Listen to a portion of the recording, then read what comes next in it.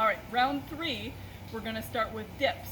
Dips are for that little baggy part under your arm. Some people call it the Queen's Wave or the bingo arm.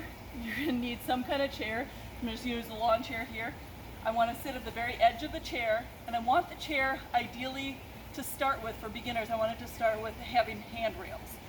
What I wanna do is I wanna keep my feet nice and wide, at least shoulder width apart, and then I'm gonna try to lift my butt off the chair. It's okay if you can't lift your butt off the chair. That's perfectly fine.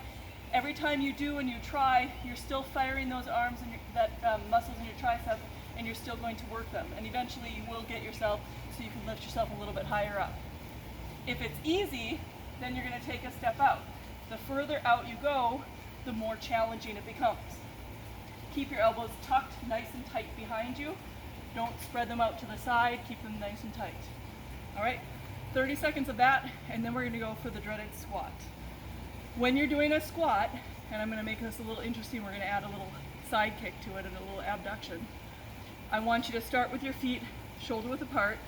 A lot of people say this hurts my knees, so I want you to limit how far you go down. I'm going to start doing it this way so you can kind of see. I don't want my knees to go further forward than my toes. If these are further forward than my toes, I'm going to put a lot of pressure on my knees. So I want you to think of it as hinging at the waist, keeping your back nice and straight, but you just want to bend a little bit. It doesn't have to be big. A small squat. If it's easy for you, then you can go down for that little deeper squat. What we're going to do is we're going to go down, and then we're going to shift and lift up to one side. So we are going to squat down and then shift, leading. So we're kind of almost in a little wider stance than shoulder width, what I would call more of a sumo stance.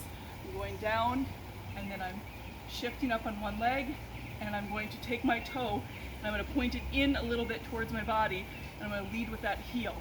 So I want that heel to be higher in height than my toe at all times. So down and up, down and up. Put a chair in the way. And then other way, so that would be the first 30 seconds. The second one, or the last 30 seconds, is going down and shifting up with your other leg. Down. Remember, you can control how far, how deep you go, and how high you're lifting that leg. I don't want the Jane Fonda, like kicking it up, turning that toe out. I want that hip nice and closed, so when you lead with the heel, you should feel it burning on your thighs right away, right from the start. All right, so we have added to this, we're dipping for 30 seconds, nice and tight, arms behind you, and then we are doing that wide stance, sumo stance, squat, and lift. We'll go 30 seconds to the left leg, 30 seconds to the right leg, and then repeat that cycle 3 times.